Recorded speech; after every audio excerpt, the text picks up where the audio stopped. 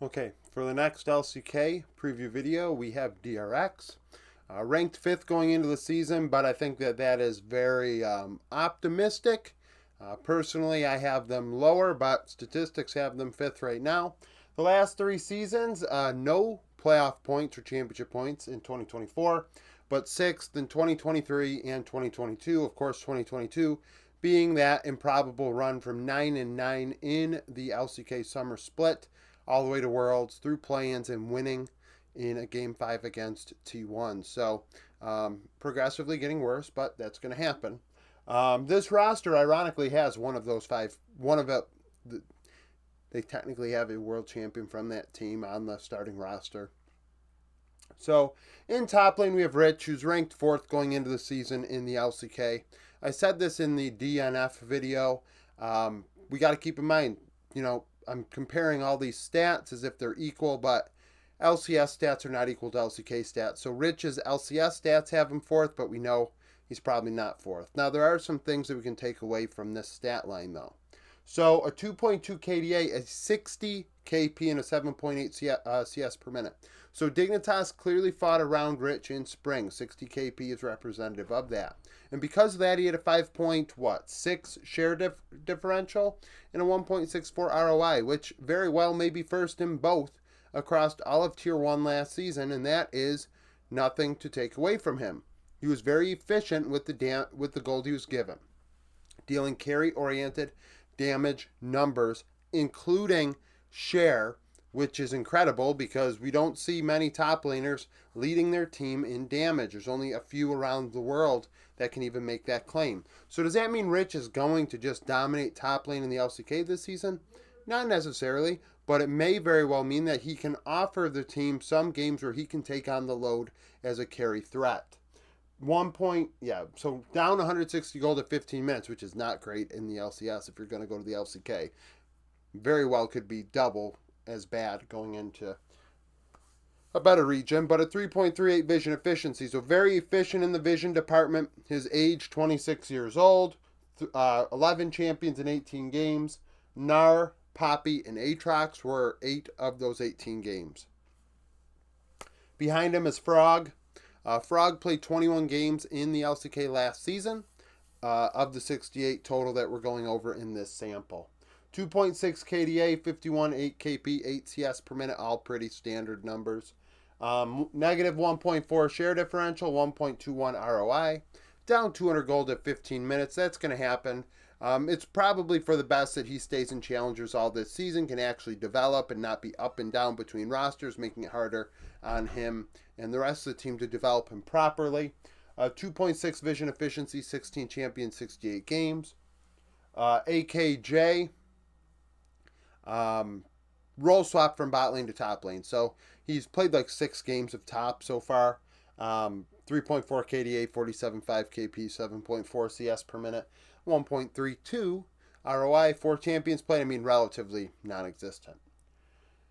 Jungle role, we have Juhan, and then Sponge is also here, so keep that in mind. I don't know who's necessarily going to be the starter. I'm going Juhan because Juhan ranks higher statistically. So Juhan ranks 7th going into this season in the LCK, and Sponge, if he were the starter, would rank 7th, but because Juhan's in there, he's 8th,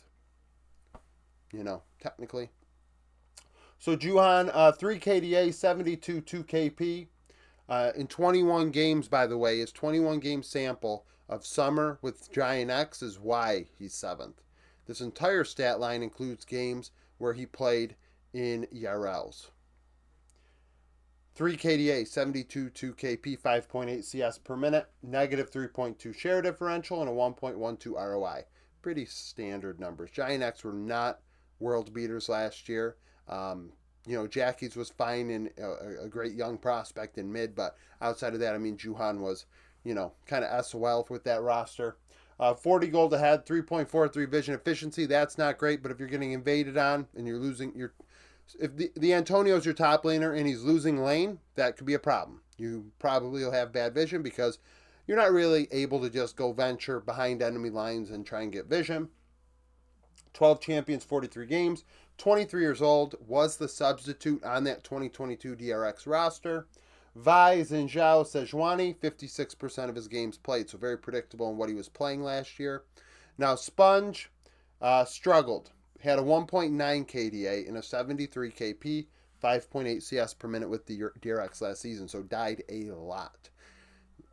Now you could say, oh, well, KDA, junglers, and supports, they go in first. Yes, but you don't want them to die. I think I've had this talk before on the Discord. Like, yes, theoretically, if we're going to have a player sacrifice themselves for the greater good, you do want it to be one of those two roles. But optimally, they don't die, right? We don't want that to happen. 3 out of every 4 kills, negative 3.8 share differential, under 1 ROI, so did play a facilitator role, not only in the case of just KP and involving themselves, but playing a tankier champion pool as well. Down 80 gold, 3.75 vision score per ward placed, 18 champions in 83 games. Painter is the academy jungler, or will play in challengers, and has solid numbers. Earned an opportunity to play in challengers, in my opinion. Had a 4 KDA, 73 1 KP, a 6.1 CS per minute, 1.36 ROI, and 14 champions in 45 games. Sure, why not? Give him a shot in Challenger next year. UCal makes his return to the LCK. These stats are from the LPL. With Thunder Talk last season, he ranked 7th going into this year based on them. 4.9 KDA, a 73 1 KP, and a 9.1 CS per minute. 73 KP, very involved. Thunder Talk made sure UCal was part of their fighting. Bechuan, UCal were a great combo, in my opinion, the last couple of years. The rest of the team, not so much. 1.9 share differential and 1.38 ROI, though, is terrible. So, carry threat, not there. He's getting a decent amount of farm, involving himself, so facilitating, and not coming through with the damage.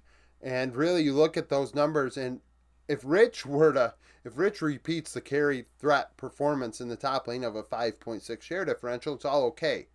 But I doubt that's going to happen. So UCal's going to have to do more with this team than he did with Thunder Talk last year if they want to have any chance of being in the top 6. 45 gold ahead, 3.5 vision efficiency, 16 champions, 77 games. Is 23 years old. Zeri was his most played, followed by Wei and Oriana for 35% of his champion pool, so wide champion usage. Kiahu will go back to challengers. Played 91 games last season, 49 in LCK, 42 in challengers. 3.5 KDA, 69.3 KP, and a 9.1 CS per minute, and 5.9 share differential. So offered more for his team than, UCal was for his. Obviously different levels of play, but still nonetheless, 5.9% is what a secondary carry will do. Hey, you gave me 23% of gold, and I'll deal 28 to 29% of damage. Sometimes carry the game outright as you sacrifice gold elsewhere for more secondary statistics, defensive stats, etc. Down 80 gold, 2.74 vision efficiency, 16 champions, 91 games. Teddy ranks 3rd going into the season. Is he 3rd? No. Is he still solid? And don't get me wrong, he is good. Yes, but is he 3rd? No. 2.9 KDA and a 72.4 KP with DRX last year. 72 KP is indicative of a guy that they fought around. Made sure, hey, if we're going to fight around bot side, or Teddy's going to have to be here. 9.2 CS per minute. Did offer a carry threat at a 6.8% share differential. If we really look at this team here, 8.7, 14.3. Shit, we got a 6% carry threat here. A lot of carry on this team. Oh, that number that Rich had is certainly not going to be repeated. If it is repeated, my goodness. 1.61 ROI. 5 gold ahead at 15 minutes. On average, this team will be behind by quite a bit. About 230 gold at 15 minutes. 2.65 vision efficiency. 18 champions, 81 games. Oldest player on the team at 26 years old. Azrael Zeri Lucian for only 28% of his champion usage. So Azrael Zeri Lucian, his 3 most played, only 28% of his games. Wide champion pool. Teddy offers a lot of different things. His bag is full of tricks. Lazy Feel is a Vietnamese import, which is interesting. You don't see this often, but DRX did have a couple on this past year's Kespa Cup roster. Lazy Field, 4.6 KDA, 73 KP, 8 CS per minute, and a 1.94 ROI last year in Academy. He earned an opportunity in Challengers, to say the very least. 9 champions in 22 games. After that, we have Andal. Now, Andal and Plieta both played last season, but Andal technically ranks higher based on stats. He's 5th, Plieta's 6th. So Andal, 2.2 KDA, 73 KP with KDF last season. So pretty active, 3 out of every 4 kills. Negative 5.1 share differential and 0.81 ROI. So did deal a good amount of damage. And was, I mean, the share differential is irrelevant, but did deal a decent amount of damage. Down 160 gold, 1.92 vision efficiency. 19 champions in 80 games. 22 years old. Nautilus, Leona, Alistar, only 38% of his champion pool. So outside of the jungle, I mean, Juhan's champion pool very predictable, but the rest, good luck preparing for this team. Plieta, 2.5 KDA, 73.1 KP, so also 3 out of every 4 kills almost. Negative 5.5 share differential, 0.72 ROI, so slightly less aggressive than Andal. Down 160 gold as well, but the big difference is the 1.72 vision efficiency. Big difference in the vision score per ward placed between these two. 19 champions, 84 games. Lumo is their 3rd support. 45 games played, had a 3 KDA, 69.4 KP, aggressive, 0.88 ROI. 12 champions played. Song is the coach, world champion coach when they won a couple years ago. Domestically, no matter what region it is in major regions, been LCS coach, LCK coach, etc. 178 and 164 in the regular season for a 52% win rate. 55 and 64 in the playoffs for a 46% win rate. And 24 and 17 at international events for a 59% win rate. So, like I said, this team's 5th going into it, but I doubt they're going to be 5th. So, a veteran team, though, the type kind of gives you like that rogue feel that I had with the LEC videos. That like, hey, you don't play good, they could beat you. But if you play decent, you'll probably win. So, thank you for watching. If you like the video, like it. Subscribe to the channel for daily League of Legends content. Follow me on Twitter, join the Discord, become a YouTube supporter, and hope to see you again tomorrow.